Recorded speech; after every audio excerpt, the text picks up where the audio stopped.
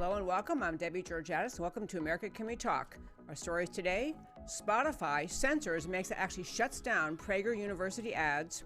Lieutenant Colonel Alan West joins me to talk about the crisis in Venezuela and the U.S. response, and thousands at a Killeen, Texas funeral for a stranger. Stay tuned.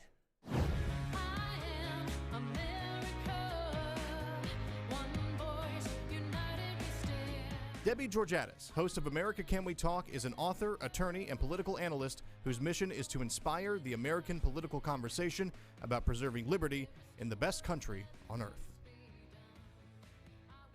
And welcome back to America Can We Talk. I'm Debbie Georgatos, and welcome to today's First Five. You may have seen a story that Spotify has decided that PragerU, Dennis Prager's PragerU, can no longer advertise on Spotify.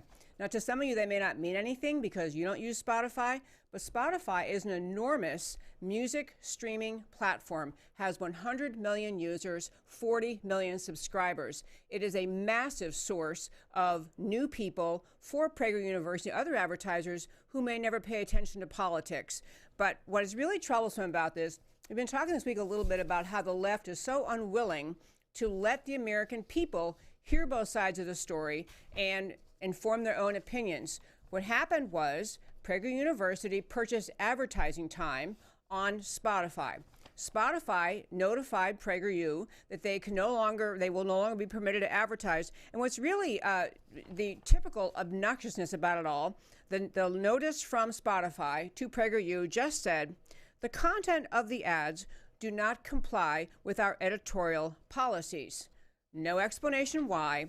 And it went on to say, basically, and don't ever ask again. The wording of the letter that PragerU received said, our policy team has made a decision to stop all existing ads and not approve new ads coming through in the future. Please let us know if you have questions or require further clarification. This continues on an effort of attack against PragerU that began with Google and the YouTube channel, which Google owns, and PragerU has filed a lawsuit against YouTube and Google about their PragerU videos being taken down. I want to hit just 3 or 4 quick points about this story.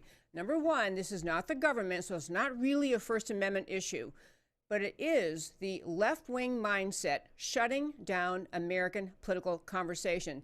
Is left-wingers thinking that they get to decide what you get to hear and what you're not allowed to hear. And these were not even the PragerU actual videos. These are PragerU ads encouraging people who really just go to Spotify to hear music to maybe catch their attention, maybe cause them to go check out PragerU. And if you've never checked out PragerU, I encourage you to do that. The website is just Prager, Prager, the letter U.com. And there are PragerU videos of all sorts of important issues, explaining the Electoral College, explaining the history of the Civil War, explaining why free markets make life better for everyone.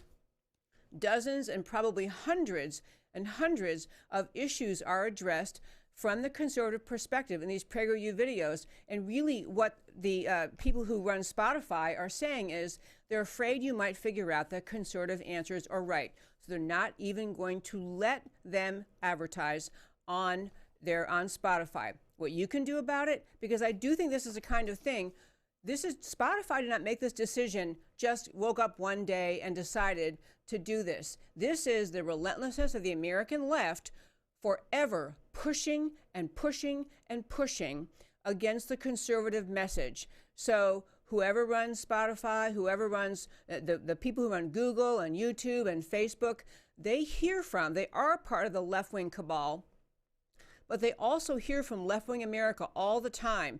They hear criticism, and corporate America does too. The American left is relentless in sending the message that the American people are not entitled to hear the whole story on anything. And the way you can fight back, if you have a Spotify account, try canceling it. Or start posting on social media complaining about Spotify censoring Prager University. Be part of the effort to push back against this kind of censorship, because it has no place in the American in First Amendment free speech America. It has no place. I'm Debbie Georgatos, and this is my First Five. Stay tuned.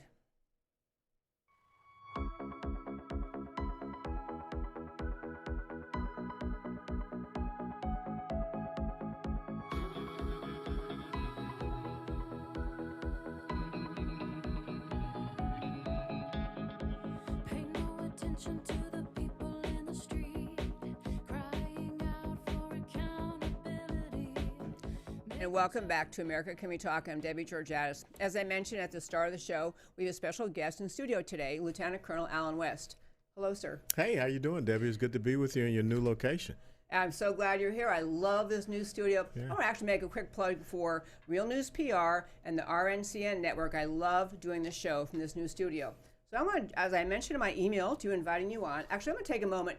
For those of you who don't know Lieutenant Colonel Alan West, just a quick intro, 22-year career in the United States Army. He also served in the United States Congress, representing a district in Florida of the 22nd District.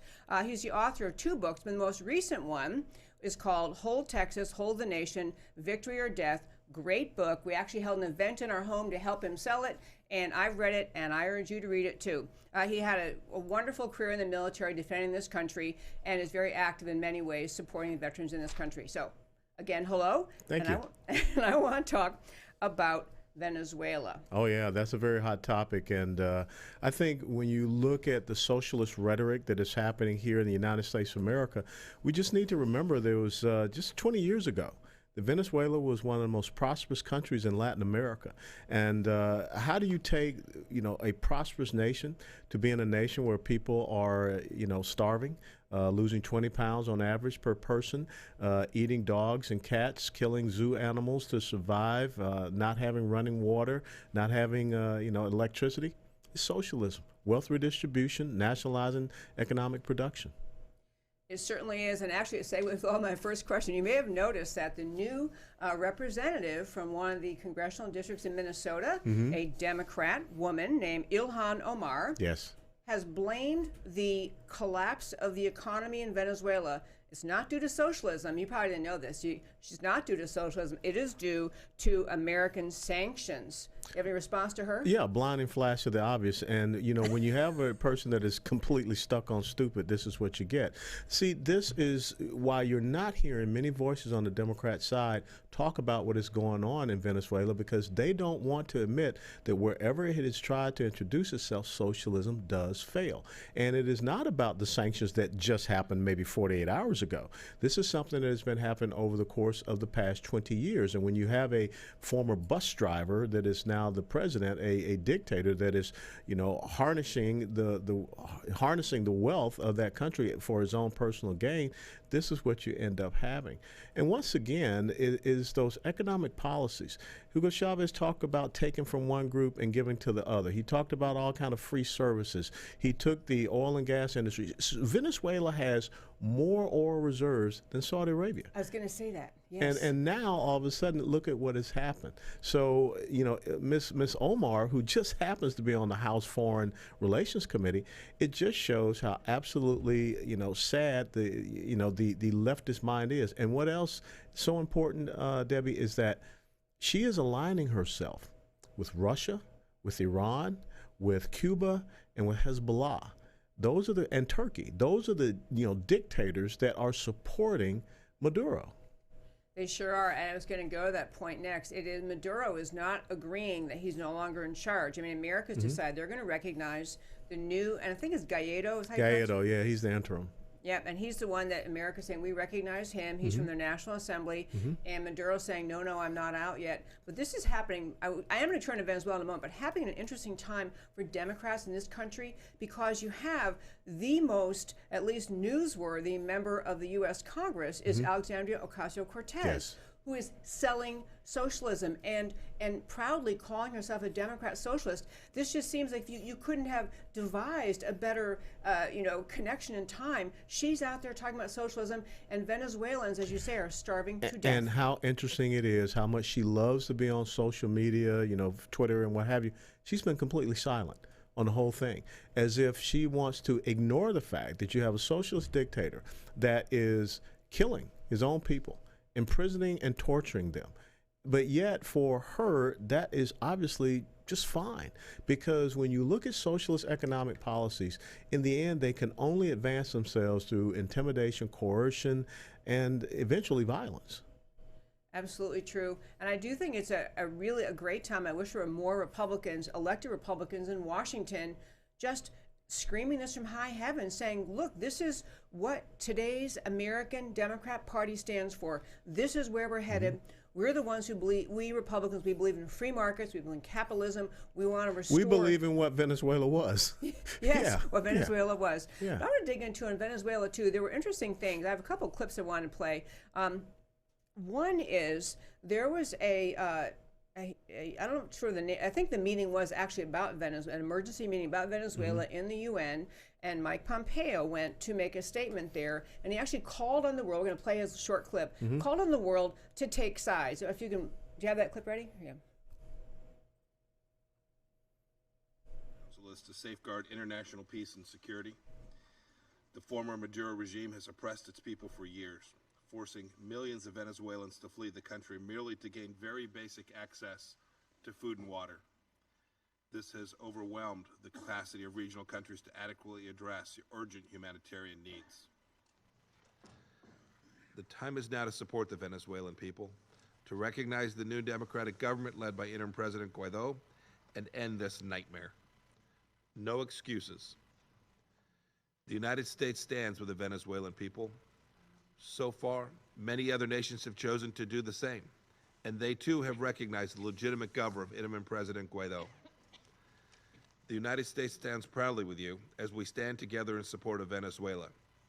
You knew the Venezuelan people did not have a moment to spare.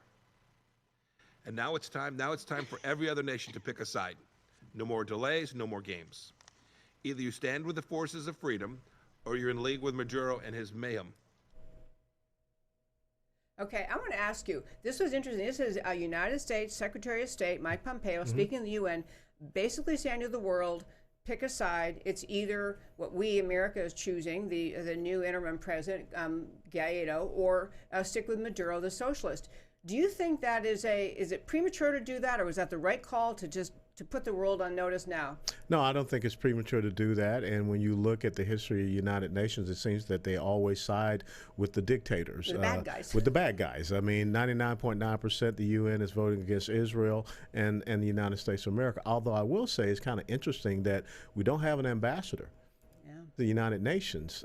We lost a very powerful voice in Nikki Haley, and from what I understand, Heather Nauert, her confirmation hearing hadn't even been scheduled. So we need to make sure we have that strong voice there in the United Nations. But again, I think that much the same as Travis did at the Alamo when he drew that line in the sand, I think that this is a great time for President Trump to, look at the Democrat Party and draw another line in the sand and say either you stand with us and the people that believe in freedom and liberty of the individuals, or you're standing with socialist dictators.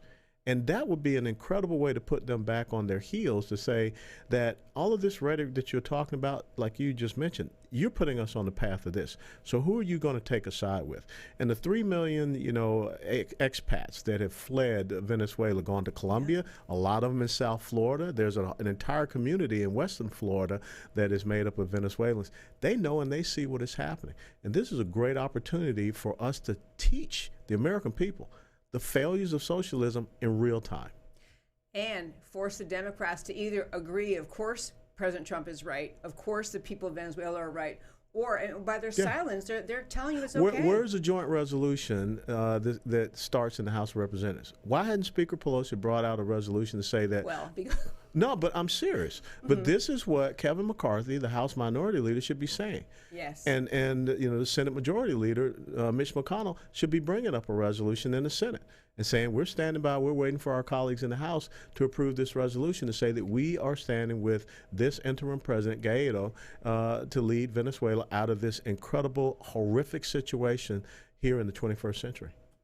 You mentioned socialism causing the problem in Venezuela. I remember when the stories were first starting to come out, and I think this was right when my show started, like 4.5, almost 5 years ago, where there's a story about a shortage of the glue that they use to make coffins, and they were having to import glue. It's thinking, what kind of modern country cannot manufacture glue? There's a shortage of everything. Yes. Medical supplies, everything.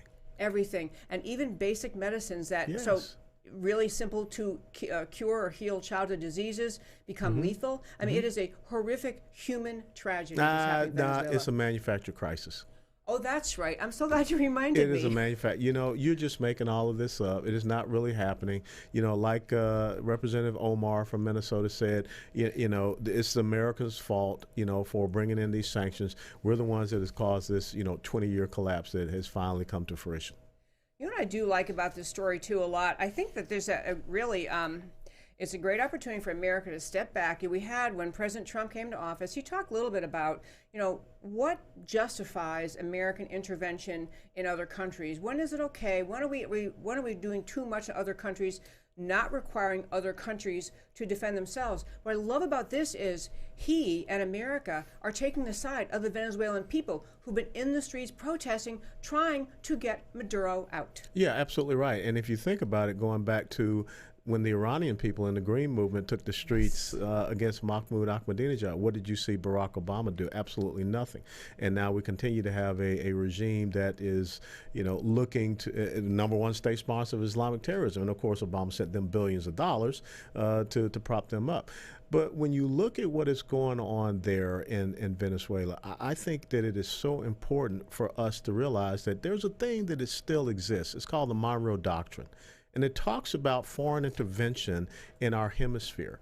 And when you understand that, you know, you've got Russia, you've got Iran, and Iran has their proxy, the Quds Force, and also Hezbollah that are there operating. You also have about 15 to 20,000 Cuban agents that are operating in Venezuela. This is a very important time to say that this is not what we want to have in our hemisphere. And I think that the Organization of American States have spoken out about this and their concerns as well, because this can be an incredibly destabilizing effect in Latin America.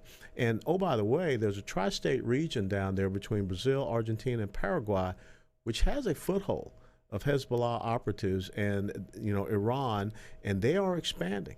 So this is a very critical point when you look into the future about how we shape the development of South America. And I think that there are a lot of countries, such as Brazil, new president there, Colombia, that are very concerned. Colombia is taking in millions of refugees, and they don't want to see their country destabilized. Oh, they've started to I think they're not taking more refugees at this point, right? They're saying that enough is enough. I do want to touch on the presence of Russia down there. I was reading today this article talking about how Putin and the Russians are interested in Venezuela in part because of what you mentioned a moment ago. Venezuela has such a large oil reserves, and the last thing that Putin wants is those oil reserves developed and fighting against them, and again flooding the world with more oil reserves, which then again makes it harder and harder for him to make his oil reserves financially meaningful to And Russia. that is another great point about the economic leverage of the power of that oil and gas industry. We don't want Vladimir Putin to be able to have those oil reserves shipped to him so that then he can continue to hold people hostage, as well as the OPEC, the oil petroleum exporting countries. We want to keep that in our hemisphere. And we want to make sure that we shut Russia out. This has many different levels of effect as far as the diplomatic aspect, the economic aspect. And, you know, when it comes to military intervention, I think that there's two different spectrums that we got to find an in between. One was the Bay of Pigs model, where, you know, you remember during the Kennedy time, didn't go well. And then the other one was the Manuel Noriega model, where we went in and Operation Just Cause, I think that was 1989, we extracted him out of Panama. I don't think any one of those two extremes are where we want to go. I think that the most important thing is use our special operations forces to work with indigenous forces, mainly the Venezuelan army. Get in there, those mid-level officers and senior non-commissioned officers and those soldiers, because the guys at the top, the generals, I mean, they're sucking out the teat of Maduro, and they're going to be loyal to him. But if we can flip those folks, much the same as we saw the National Guard members try to, you know, get weapons and fire at the people, and then we train those expats that are over there in Colombia, and get them to come back in and fight against, you know, Maduro. And they are the ones that are fighting for their country, not the United States of America. We can be an enabler for that. I love that, and I think you more or less answered, but I still want to play this clip. John Bolton was at the White House. I just love this little clip he had. Yeah. He was speaking at the White House, John Bolton, our national security advisor, and he ended up saying all options are on the table, kind of seemingly implying that maybe military action. If we have that clip, I think it was clip 1, if you have that. We also today call on the Venezuelan military and security forces to accept the peaceful, democratic, and constitutional transfer of power. I call on all responsible nations to recognize interim President Guaido immediately. Maduro has made clear he will not recognize Guaido or call for new elections. Now is the time to stand for democracy and prosperity in Venezuela. Is there any circumstance under which American forces would get involved? Look, the president has made it very clear on this matter that all options are on the table. The reason I wanted to actually show that and play that, because some of the reporters in the room were pointing out, you see John Bolton was holding a yellow pad in his hand, and they could read the words on it that said 5,000 troops to Colombia with a question mark, sounding like, I don't know if Bolton meant to have that exposed or he was just taking notes. But the question really is what you're describing, America's potential military role to help stabilize a new Venezuela. I mean, what isn't there a lot of potential for harm, for damage, for pitfalls of us getting too far in and stuck? No, I don't think so. I think that what we have a government structure there with Guaido that we can support and enable. We have a population that wants Maduro and those cronies to be gone. So when I look at the model that we could use, it's the same model that we used early on in Afghanistan, working with the Northern Alliance to get the Taliban out of Afghanistan. It's the exact same model that the United States Special Operations Forces are used to, foreign internal support, FID mission. It is also the same model that we use with the Kurds to take down ISIS and their territorial integrity. So, you know, it's very powerful to get in those trained forces. And again, you have people in the United States military, our Special Operations Forces, that are regionally aligned. So there are teams that have probably been working with the Venezuelan forces, you know, the opposition forces, and they can do the right things. I mean, we can get in weapons and support for them to be able to go in and do the fighting. I'm not looking at the United States going down there and taking over Venezuela. They have a government that's ready to do so. They just have a dictator that needs to be gone. You know, it's an interesting analogy. I just saw this very moment, but I remember when Russia, the communist government, was finally overthrown in the Soviet Union, and there were stories really for decades about how people in Russia didn't know how to function in a free market economy, didn't know how to think about personal responsibility, and they just kind of, they had been trained, and many of them for their entire lives, through their education, everything they ever knew or saw. They were just herded. Yes. And it's the exact same thing we saw when I went into Iraq. I mean, you're there and you're asking people, well, you know, how did this work? How did it? I don't know. It just showed up. I mean, well, what about your clinics? Well, you know, a truck showed up and brought the supplies. And so that is what, again, you hate about socialism, because it erodes that individual drive and determination, and they just become collective sheep to be herded. So, again, in Venezuela, you have people that remember what it was like to be free. They understand the free market economic system, and they can restore that very quickly. And you have the leader of a National Assembly that's ready to go in and get to work.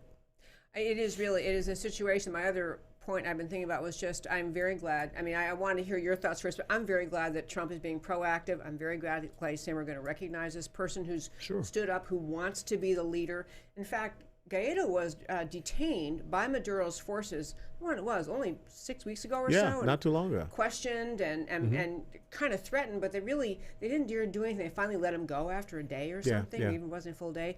And but this is a guy who wants to lead the country, and a people who still remember, at least they have their grandparents have the memory of the idea of living in freedom, and get to those people now. That's why I love it, is get in there now. Well, it's much the same as when, you know, President Reagan went to the Brandenburg Gate, and he gave that challenge to Gorbachev. Mr. Gorbachev, tear down this wall. And actually, that line had been taken out of Reagan's speech by a speechwriter. He put it back in there. And how powerful was that for the people that were on the other side of that wall to know that there was someone that gave care and concern? So the next thing you know, Lech Walesa and all of these other people were able to rise up and take down those communist regimes.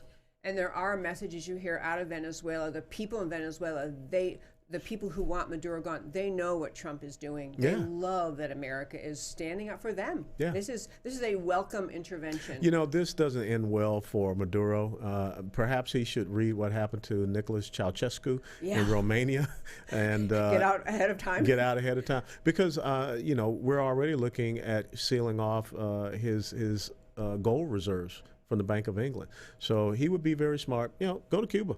Or well, You got a lot of friends there. you got a lot of friends there. Go to Russia maybe, but get out of Venezuela. Well, I want to turn. I love these topics, and I knew I would enjoy all your remarks. I do want to make sure our listeners know about your website. I'm always praising. I really do like it. TheOldSchoolPatriot.com. Yes, ma'am. Great website, great new book, great second book you have out, and I know you're out still selling your second book.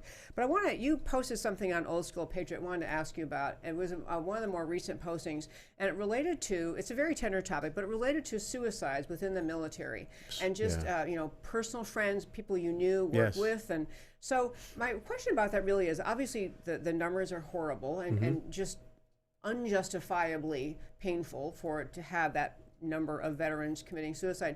But what can the government or the VA or the people do better? What's the fix? Well, I think a lot of ways the VA is part of the problem, because when they just give a veteran a bag of drugs and say, go medicate yourself.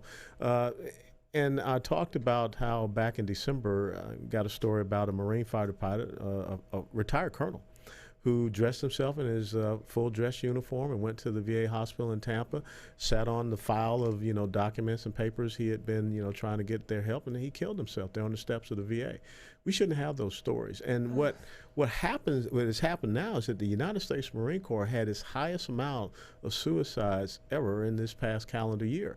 But it also include active duty Marines and also reserve Marines. So this is not just something that is affecting people that are veterans out of the military. We're looking at something that is affecting our young men and women that are in the military right now.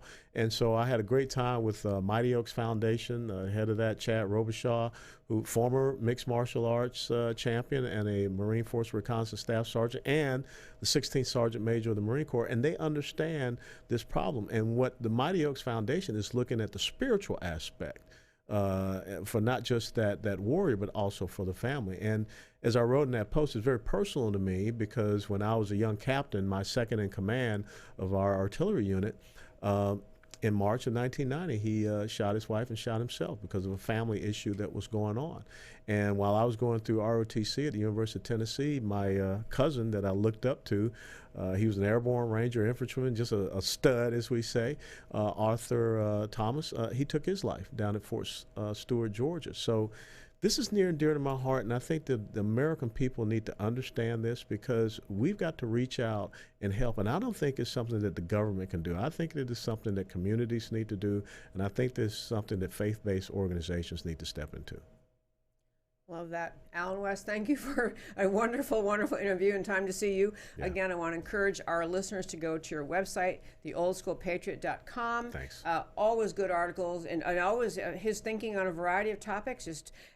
So urge you to go there. And also, I love your comments about the suicide rate in the military. And just, I know these are tiny things to do, but, reaching out to people who are military, especially people who are alone. My last segment today, I'm going to talk a little bit about a funeral that happened in Killeen, Texas, just a few days ago, yesterday maybe, and just the idea that of reaching out to military people who, all of us sit at home and cheer on the military, and we're so glad when we do well, and we're bringing American, the strength of America to bear against the bad guys in the world. Well, we're cheering from our couches at home, and we're grateful, and we go to military parades, but some people are actually, they're the ones over there doing all the fighting. And there's some hidden scars that you can't see.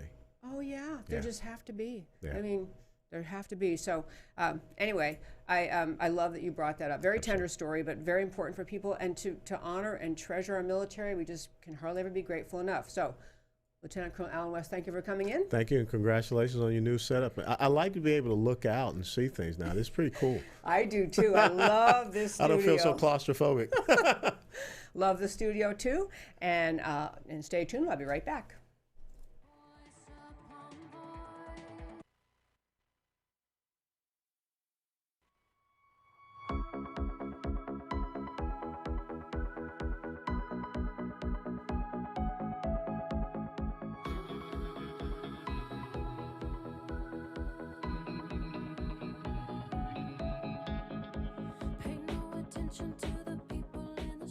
Debbie Georges, and welcome back to America Can We Talk. One last little segment. We had a great story out of Texas this past week, Killeen, Texas.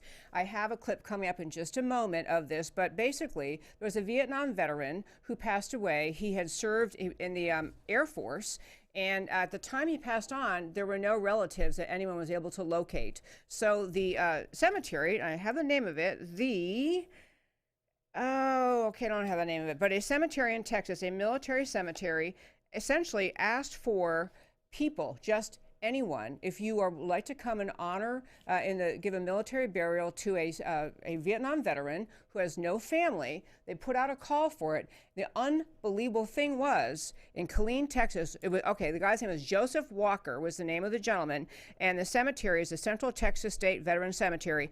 They had over 1,000 people show up. Just check out this video. Sun rose over Killeen, Texas this morning. Thousands of mourners streamed in for the funeral of a man they had never met. We don't have his rank. We don't know if he was married, but it doesn't matter because once upon a time, like a lot of us other vets, he signed a blank check for our nation.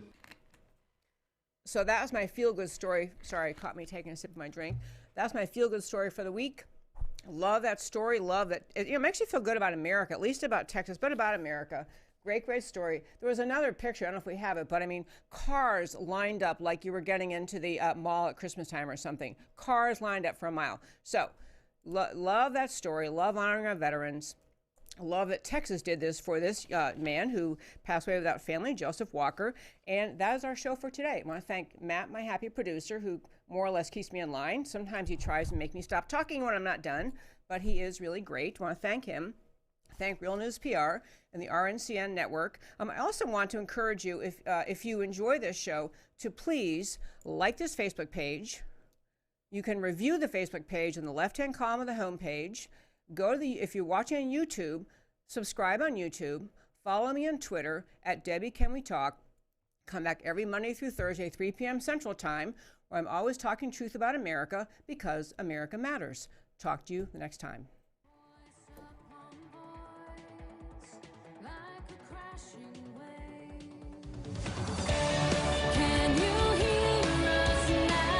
America, Can We Talk?